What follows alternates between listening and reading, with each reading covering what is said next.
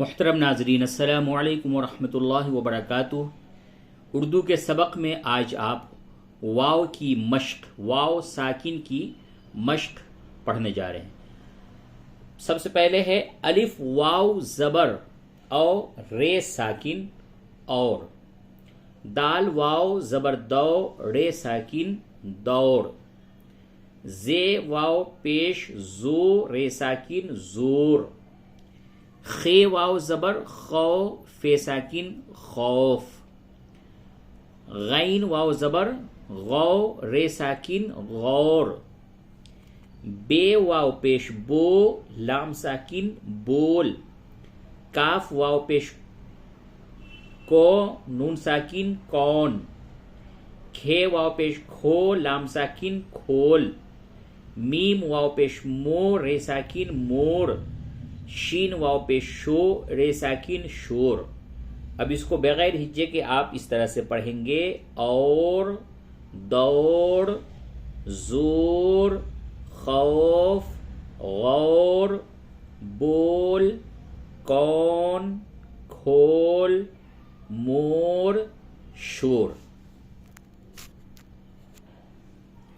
کچھ عام اور لادو، دوڑ کر جانا، غور سے سن لو، شوق سے پڑھ لو، خوف کی کیا بات ہے، یہ خوف ہے، خے واو زبر خو فے ساکن خوف، خوف کی کیا بات ہے، شور نہ کر۔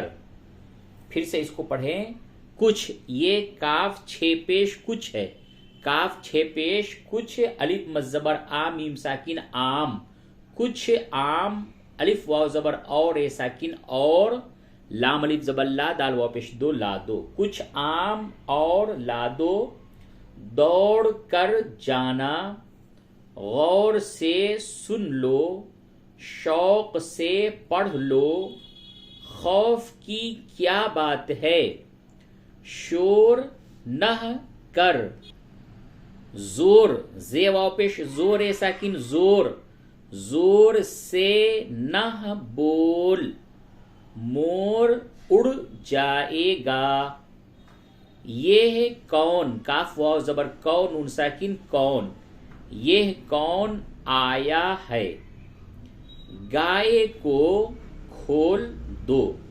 آج کے لیے اتنا سبق کافی ہے۔ اس سبق کو یاد کیجیے اور اس کو لکھنے کی مشق کیجیے۔ اردو زبان کو سیکھنے کے لیے سب سے زیادہ جو ضروری چیز ہے وہ یہ ہے کہ لکھنے کی مشق زیادہ سے زیادہ کی جائے۔ جتنا زیادہ آپ اردو کو لکھیں گے اتنا ہی جلدی آپ کو اردو لکھنا بھی اور پڑھنا بھی آئے گا انشاءاللہ تعالی۔